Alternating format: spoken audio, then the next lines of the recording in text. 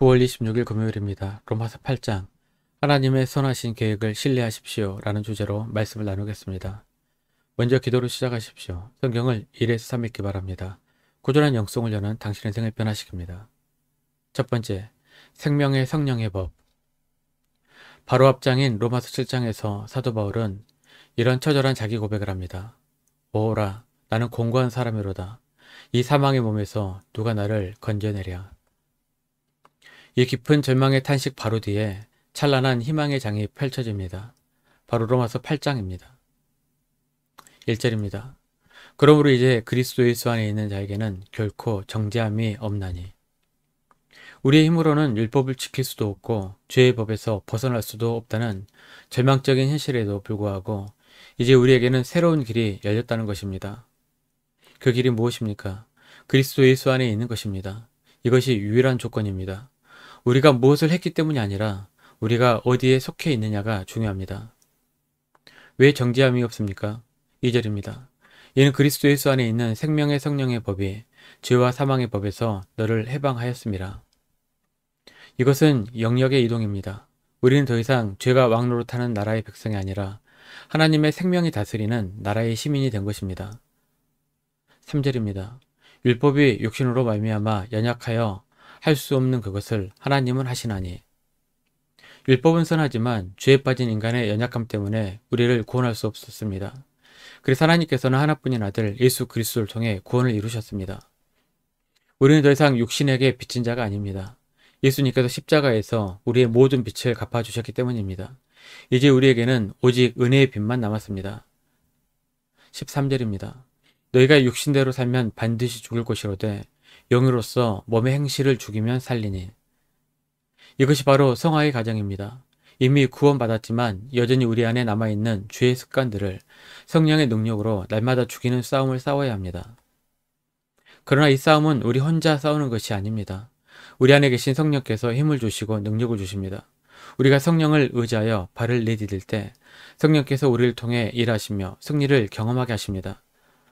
성령을 따라 사는 자들에게 주어지는 가장 놀라운 신분은 무엇일까요? 14절은 무릇 하나님의 영으로 인도함을 받는 사람은 곧 하나님의 아들이라고 선포합니다. 우리는 더 이상 두려움에 떠는 종이 아닙니다. 우리는 사랑받는 자녀입니다. 15절입니다. 너희는 다시 무서워하는 종의 영을 받지 아니하고 양자의 영을 받았으므로 우리가 아빠 아버지라고 부르짖느니라. 아빠라는 호칭은 어린아이가 아버지를 가장 친밀하고 다정하게 부르는 말입니다. 죄인 되었던 우리가 거룩하신 창조주 하나님을 향해 아빠라고 부를 수 있게 된 것입니다. 그리고 자녀는 상속자입니다. 우리는 하나님의 상속자요, 그리스도와 함께한 상속자입니다. 장차 그리스도께서 받으실 그 영광을 우리도 함께 누리게 될 것입니다. 두 번째, 고난 속에서 붙드는 소망. 바울의 시선은 이제 현재의 고난과 미래의 영광으로 향합니다.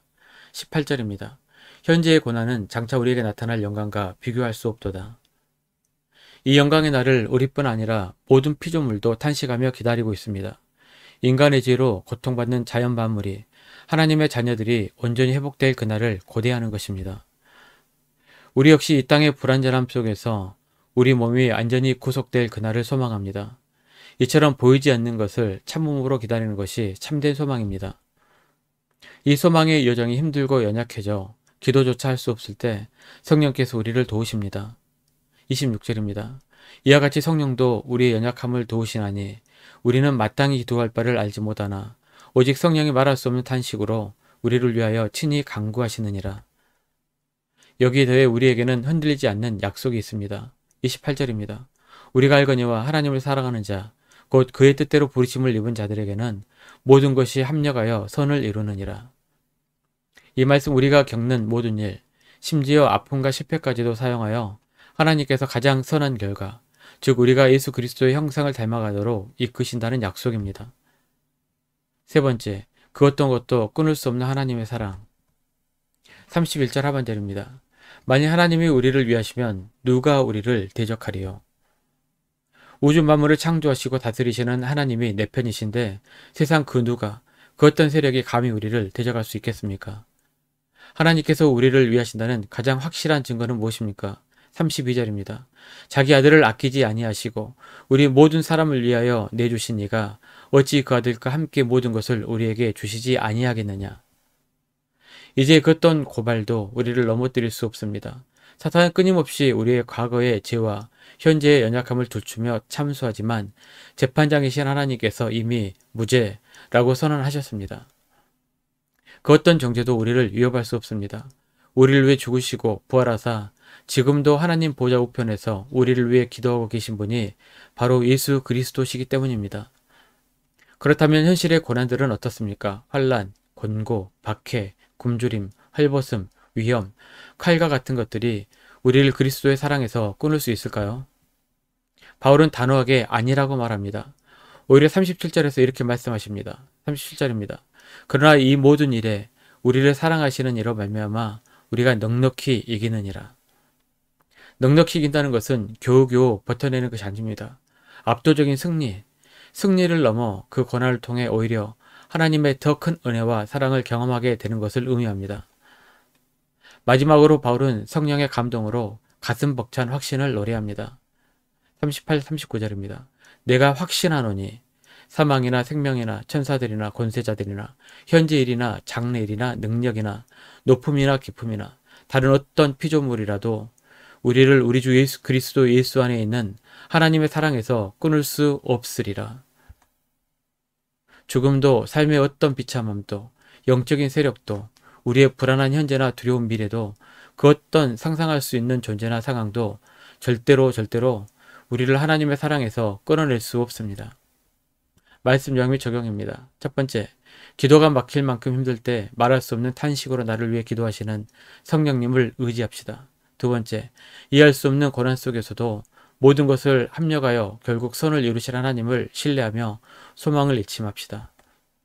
1년 성경 읽독 주간 계획입니다. 오늘 금요일 아모스 4장에서 6장까지 말씀 천천히 묵상하십시오. 9월 중보 기도 제목입니다. 5가지 기도를 충분히 기도하시고 교회와 개인 기도 시간을 가지시기 바랍니다. 가정에서 기도하시 힘드신 분들 교회에 와서 주중 기도의 시간을 이용하시면 됩니다. 주중 기도는 새벽 6시부터 밤 10시까지입니다. 편하신 시간에 나오셔서 정기적으로 기도하시길 바랍니다. 하루 30분씩 최선을 다하시기 바랍니다. 그럼 여러분의 삶이 변화될 것입니다. 영상을 다 보신 분들은 확인 문자를 보내시거나 유튜브에 댓글로 달아주시면 정기적인 영성 훈련에 도움이 될 것입니다. 오늘 하루도 승리하시길 기도합니다.